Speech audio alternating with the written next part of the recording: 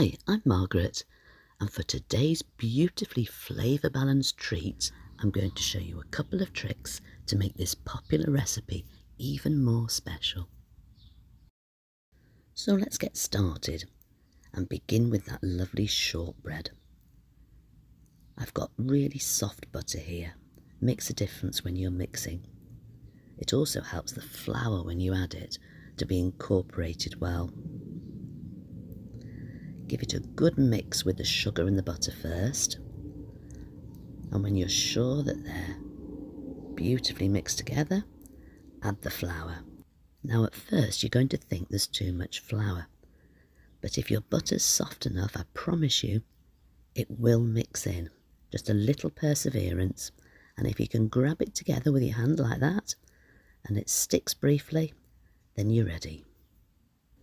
This baking tray is 8 by 10 inches, and it's just the right size for this amount of mixture.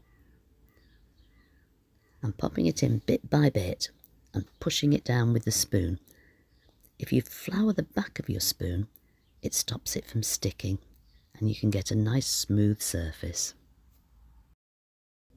Then it needs to be baked until it's nicely golden brown. When it first comes out of the oven, it'll be quite soft, so leave it to cool thoroughly. And when it's nice and firm, you can add the caramel. I made this golden caramel last week. I'll put the link to the recipe up here and also in the description. You can pour it on as soon as you've made it, but if you've left it in the fridge as I have, you'll need to leave it out until it softens. It needs to be just soft enough to pour and spread over the shortbread.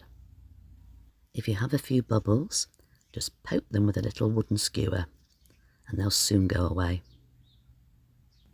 It's important that the chocolate is tempered, but this isn't a problem because I've got a nice, quick and easy way of doing this, and I'll put that link below. It's a short video that'll show you a really nice trick. Then your chocolate will be nice and crisp on top. Now here's another little trick that will intensify the flavour of both the chocolate and the caramel. Trust me, just a few salt flakes on top will take this to a whole new level. Now, Millionaire Shortbread is notoriously difficult to cut. If it's too hard, the chocolate cracks. If it's too soft, the caramel squidges out of the sides. I'm going to show you a nice little trick for this. I've popped my knife into boiling water and wiped it well with a cloth. Then all I'm doing is pressing the knife against the chocolate. Only the chocolate layer. It melts its way through. I'm not cutting the caramel yet because the hot knife will melt it.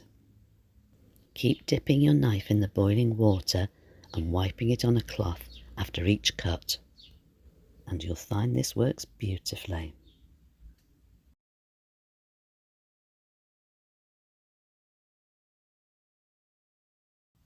The next job is to cool this right down. It's really hot in my kitchen today, so I popped it in the freezer for about 30 minutes until it was hard but not frozen. That caramel is nice and hard now, so let's just push it off the paper all round.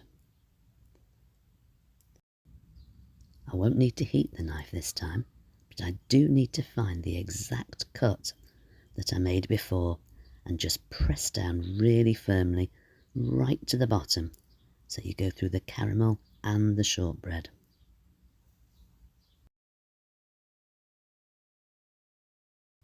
And there we go, a nice clean cut. Thanks for joining me today. It's so lovely to have you along. And if you have a minute, drop me a like and leave a comment. You'll be helping my channel to grow, and I thank you for that. Do have a great week, and I'll catch you soon.